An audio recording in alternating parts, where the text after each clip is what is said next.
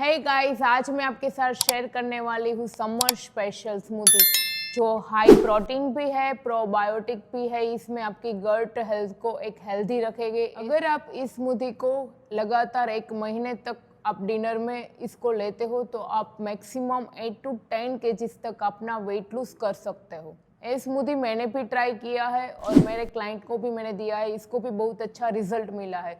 तो आप इस स्मूदी को जरूर ट्राई करो, बहुत ही इजी है और आसानी से 5 मिनट में बन जाएगी। तो आइए चलो देखते हैं इस स्मूदी को कैसे बनाते हैं।